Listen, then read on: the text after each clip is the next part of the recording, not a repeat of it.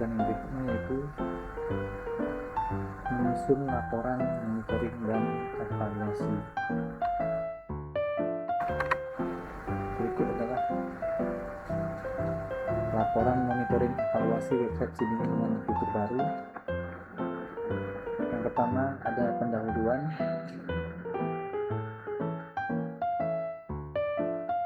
Yang kedua tujuan kegiatan.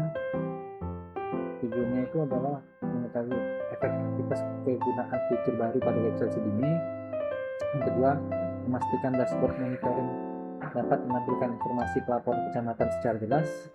Yang ketiga, mengevaluasi fungsi grafik laporan dalam menampilkan pengembangan jumlah laporan secara berkala. Yang keempat, mengetahui manfaat fitur baru bagi operator dan pimpinan dalam proses monitoring. Yang kelima, mengidentifikasi kendala serta kebutuhan pengembangan lebih lanjut. Yang terakhir ada menilai kontribusi fitur baru terhadap peningkatan efektivitas monitoring laporan.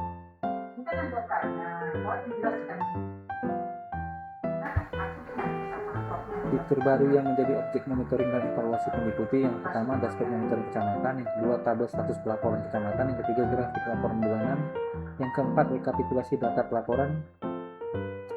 Kemudian ada pelaksanaan kegiatannya, yaitu pemeriksaan terhadap fungsi dashboard, memantau kesesuaian jumlah data, mengevaluasi penyajian tabel status laporan kecamatan, memantau penggunaan grafik, mengevaluasi kemudahan pengguna, kemudian mengidentifikasi manfaat fitur baru, mengumpulkan masukan sebagai bahan penyempurnaan, kemudian menyusun hasil monitoring dan evaluasi dengan bentuk laporan.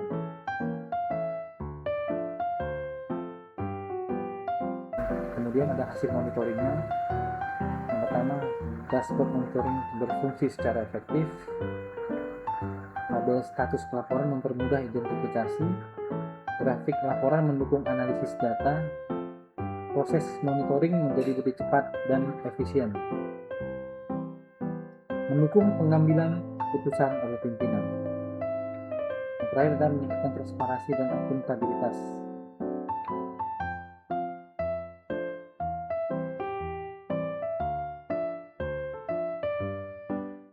Berikut ada perbandingan sebelum dan sesudah pengembangan.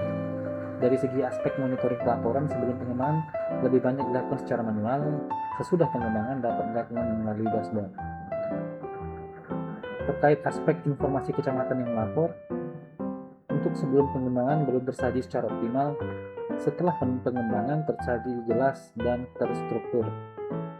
Kemudian informasi kecamatan yang belum lapor. Sebelum dilakukan pengembangan membutuhkan pemeriksaan lebih lanjut, setelah pengembangan dapat diketahui dengan cepat.